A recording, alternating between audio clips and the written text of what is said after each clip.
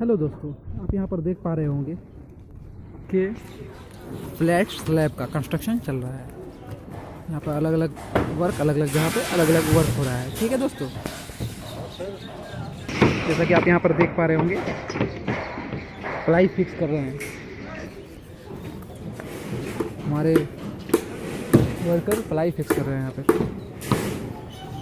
अभी ये इस पर बिछा दिए हैं और उसके ऊपर से इस पर काटी ठोक रहे हैं। ठीक है, ताकि ये प्रॉपर तरीके से फिक्स हो जाए। देखिए इधर, और इससे पहले वो रिब है, वो रिब के ऊपर ये लगा रहे हैं। ठीक है,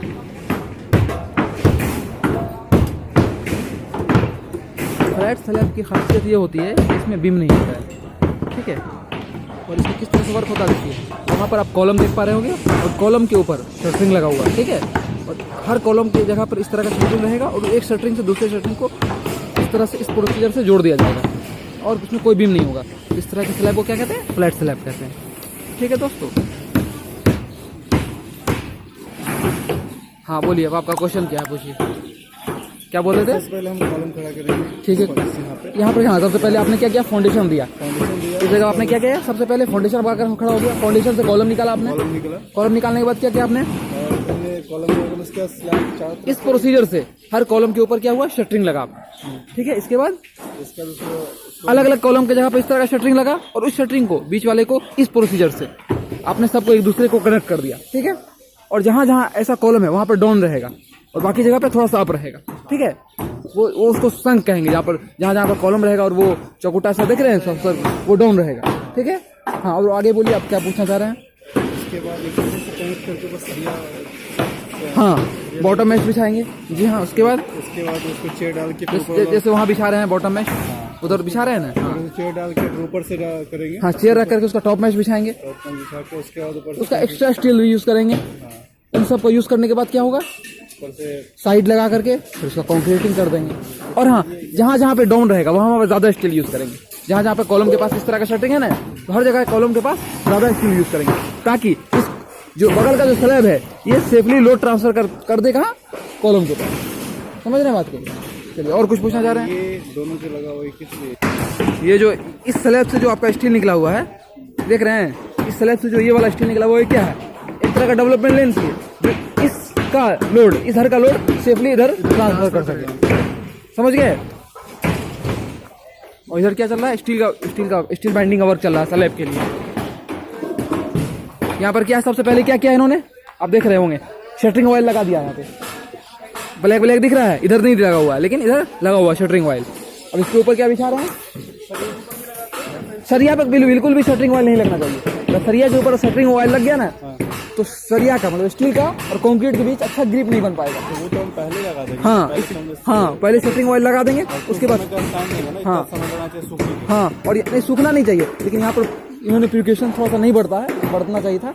यहाँ पर कवर ब्लॉक पहले रखना चाहिए था, उसके बाद स्टील रखना चाहिए, क्योंकि कांटेक्ट में आ रहा है ना, तो वो चीज़ थोड़ा सा ध्यान रखना चाहिए। हाँ, वुडन नहीं बोला, कवर ब्लॉक जो होता है ना, नॉर्मल कवर ब्लॉक नीचे से कवर देते हैं ना जी, कवर ब्लॉक रखने के बाद स्टील बिछाना चाहिए, ताकि उसका डिस्टेंस मेंटेन रख सके और शटरिंग ऑयल सरिये पे ना आ सके। नहीं सर, क्या कीजिएगा? देखिए यहाँ पे कॉलम है, वहाँ पे नीचे पे जैकल मारे हैं। अच्छा, एक चीज बताइएगा, वहां से स्टील कितना ऊपर तक निकला हुआ होना चाहिए था?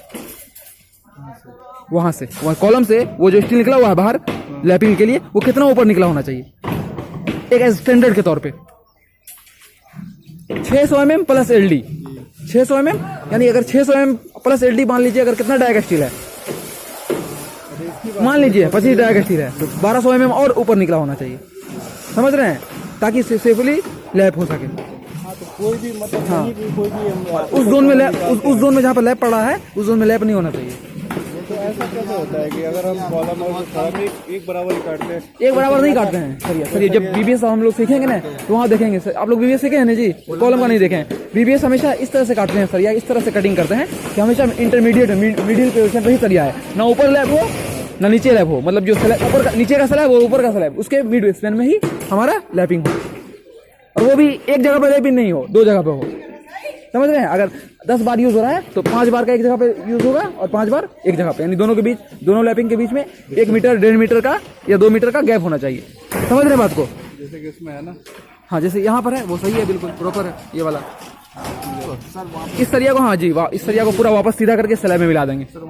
और इसको हाँ ये इधर वो बीम दे रहे हैं। हाँ यहाँ बीम प्रॉपर तरीके से, यहाँ पर डाउन वो वाला नहीं, फ्लैट स्लैब नहीं है, ये नॉर्मल स्लैब है। इसमें बीम भी है, कॉलम भी है, सब कुछ है। लेकिन इधर जो है वो इधर क्या हो रहा है, फ्लैट स्लैब है, इसमें बीम नहीं है इधर वाले में।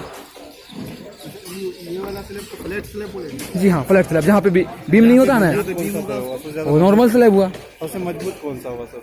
देखिए बीम दोनों का अलग अलग कंडीशन होता है, समझ रहे हैं बात को। किसी जगह पे बीम वाला ज़्यादा अच्छा होगा, किसी जगह पे क्या होगा, फ्लैट स्लैब ज़्यादा यूजेबल होगा। फ्लैट स्लैब में थोड़ा सा स्टील ज़्यादा लग जाता है, क्योंकि पूरे इंटायर स्लैब में ही स्टील का अमाउंट बढ़ाना पड़ता है हमें। लेकिन पर्पस पर डिपेंड है, यहाँ पर मॉल बन रहा है इसलिए नीचे से हमें बीम नहीं दिखना चाहिए, जो कि थोड़ा सा देखने में भी खराब लगता है, इसलिए हम यहाँ पर फ्लैट स्लैब यूज कर रहे हैं। समझ रहे हैं। नॉर्मल घरों में हमको ऐसा कोई दिक्कत नहीं होता है। मेंटेनेंस का फर्क पड़ जाता है। हाँ। ना उसको बीम बना रहे हैं, हाँ। उसमें हो सकता है कि अगर उसमें और घर में बीम देने का एक और रीजन होता है, यहाँ अलग अलग जगह पे क्या होता है, वॉल होता है, और उस वॉल का लोड हम बीम के थ्रू कॉलम में ट्रांसफर करते हैं। यहाँ पर बीच में कोई वॉल तो है नहीं, समझ रहे हैं बात को। तो डिपेंड करता है पर्पस कौन सा पर्पस, आप किस पर्पस से कंस्ट्रक्शन कर रहे हैं। मॉल में पूरा स्पेस खाली होता है ना कई जगह पे, जहाँ पे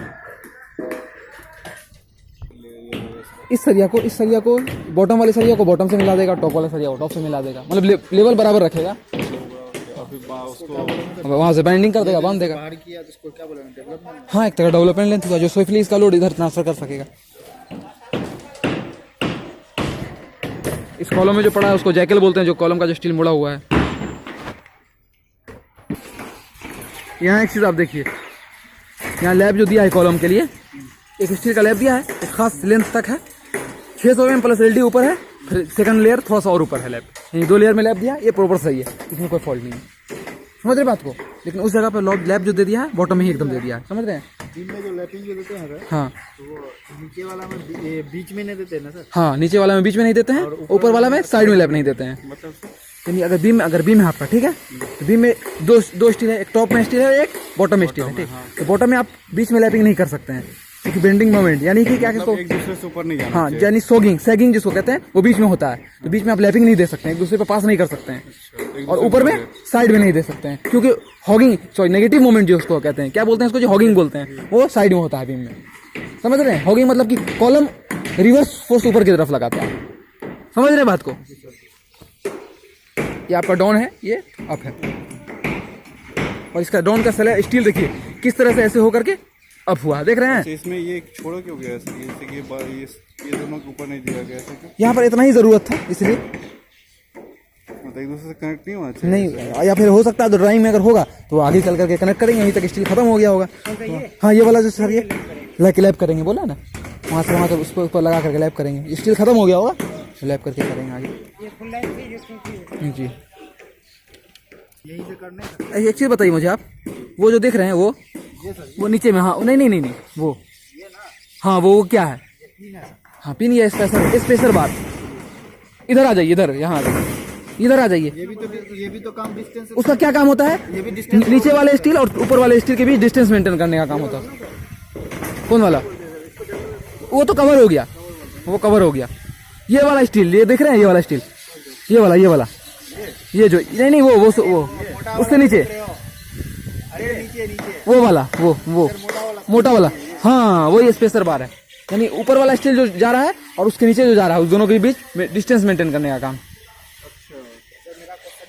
हाँ बोलिए क्वेश्चन। अच्छा, यहाँ पर देखिए ऊपर से स्टील किस तरह से आकर के, ऊपर से स्टील आया कॉलम बीम का, नीचे मुड़ा, और नीचे वाला स्टील ऊपर मुड़ा। देख रहे हैं, दोनों चीज देख रहे हैं यहाँ पे आप।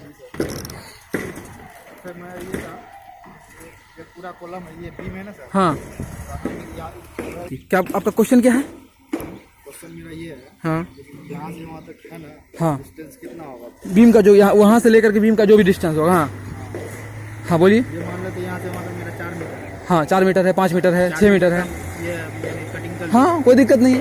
फिर यहाँ से इसका ज्वाइंट भी है। ज्वाइंट क्यों देंगे? जब एक बार वहाँ से वहाँ तक का काटे तो फिर ज्वाइंट क्यों देंगे? नहीं, ये कॉलम से वो कॉलम हम काट लिए, फिर ये कॉलम को वो कॉलम, अलग अलग क्यों काटेंगे जब एक साथ हमें अवेलेबल हो सकता है? स्टील का लेंथ कितना होता है प्रॉपर? 12 मीटर होता है ना जी। मानते सर, अगर 12 मीटर से मेरा ज़्यादा है हाँ तब लैपिंग देंगे। लैपिंग जो देंगे, लैपिंग देंगे तो ये उसमें तो बीच में तो आएगा, नीचे भी तो बीच में आएगा ना। तो ध्यान रखना है कि नहीं बीच में नहीं आए, नीचे बीच में नहीं आए, नीचे से पहले ही काट करके खत्म कर देंगे। समझ रहे हैं? मान लीजिए लैपिंग आप वहां से लिए, सुनिए बात समझिए मेरी बात को, वहां से आपका स्टील आ रहा है और यहाँ बीच में खत्म हो रहा है, ठीक है, तो उस स्टील को यही खत्म कर देंगे, यही काट देंगे, यही काट के उसको कॉलम के अंदर में, कॉलम के अंदर क्यों करेंगे? या फिर नहीं यहाँ इधर काटेंगे, इस स्पेयर में काटेंगे। बीच में नहीं देंगे। कॉलम उस दिन आप बता रहे थे, हाँ उस दिन क्या आप यहाँ से आता सरिया आएगा, उसके बाद अंदर वो करेंगे, वो डालेंगे, वो वाला बता दीजिए। देखिए यही चीज बता रहे थे, देखिए वहां से बीम का स्टील आ रहा है, देख रहे हैं, यहाँ दिख रहा है, देखते हैं, इधर से बीम का स्टील आ रहा है, यहाँ से जो पूरा अंदर बीम के अंदर गया हुआ है, यही डेवलपमेंट लेंथ है, मतलब हाँ पूरा यहाँ से लेकर के, देख रहे हैं, पूरा यहाँ से लेकर के यहाँ तक टोटल डेवलपमेंट लेंथ है। वो कितना होना चाहिए? जनरली 50D होता है, समझ रहे हैं? यानी अगर डाया 16 का डाया है तो उसको 50 से मल्टीप्लाई करेंगे तो कितना होगा? 800 mm। तो यहाँ से लेकर के यहाँ तक कितना होना चाहिए? 800 mm होना चाहिए। इस तरह नीचे वाला स्टील भी वहां से लेकर के यहाँ तक कितना होना चाहिए? 800 mm होना चाहिए। समझ गए? तो एक एक्स्ट्रा है, ये टॉप वाला कंटिन्यूअस है, देखिए पूरे में है, इंटायर एरिया में, देख रहे हैं, और ये वाला जो है वहां पर जाकर के खत्म हो गया है। ये क्या एक्स्ट्रा स्टील है, इसका काम क्या होता है? नेगेटिव मोमेंट को रोकना, यानी होगिंग को रोकना, यानी कॉलम जो ऊपर की तरफ फोर्स लगाता है उसको रोकना।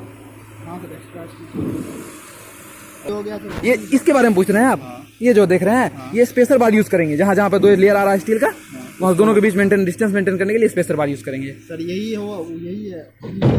हाँ जो यही तो यही, हाँ ये वाला स्टील, हाँ ये वाला स्टील, बिल्कुल सही वाला, हाँ नीचे वाला, ये वाला स्टील देखिएगा ना, यहाँ से गया वहाँ जाकर के खत्म हो गया, देख रहे हैं? ये तो स्पेशल, हाँ एक्स्ट्रा स्टील इसको बोलते हैं।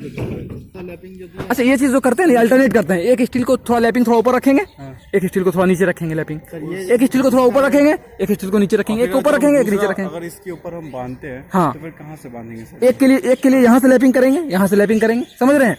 यानी इसके ऊपर चढ़ाएंगे स्टील, सीधा खड़ा करेंगे, क्लियर? और उसके लिए वहाँ जहाँ से वो खत्म हो रहा है उसके लिए वहाँ से खड़ा करेंगे। कितना लेंथ लेकर के वो लेंथ इतना लेंगे जितना कि डाया है, उसमें दो स्टील होगा, एक ये है, इसके अलावा जो उस पर लगेगा, दोनों का डाया अगर सेम है तो अगर मान लीजिए 20 mm का डाया का स्टील है या 25 mm का डाया का स्टील है, 25 का लैपिंग लेंथ होगा 50D मान लेते हैं, तो 50 को मल्टीप्लाई कर देंगे, 25 × 50 कितना हो रहा है?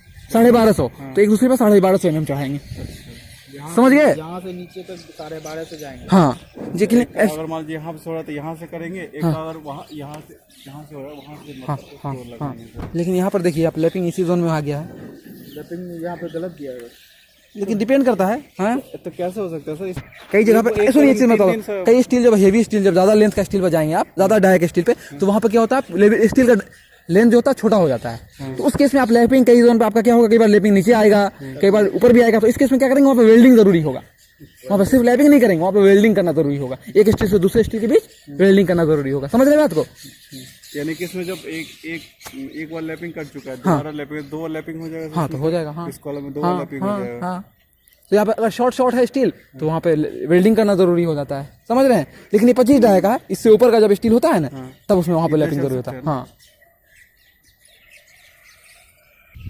यहाँ पर जो आप देख रहे हैं, यहाँ से नीचे रुकिए, यहाँ पर अभी आप देख रहे हैं, ये तो बॉटम स्टील हुआ, वो जो नॉर्मल है बॉटम स्टील है, और ये जो स्टील यहाँ से ऊपर होकर के ऐसे गया है, उसके जो टॉप स्टील है उससे मैच होकर आगे चला जाएगा। ये जो आएगा ना ऊपर, समझ गए? हाँ ऐसे करके आगे यहाँ मुड़ेगा सर, हाँ उस आकर के ऐसे मुड़ेगा, और इसका ये वाला जो है उससे मैच होता हुआ आगे बढ़ जाएगा, ठीक, समझ गए? इधर बीम है, तो देखिए हमारे ये स्टूडेंट्स हैं, 2 स्टूडेंट्स, राहुल कुमार नाम है इनका, और ये शहनवाज आलम। क्या नाम है जी आपका? शाहनवाज। बहुत अच्छे स्टूडेंट हैं लोग, सीख रहे हैं ये लोग। चलिए आज और आज के लिए बस इतना ही, मिलते हैं नेक्स्ट वीडियो में, तब तक के लिए बाय, टेक केयर।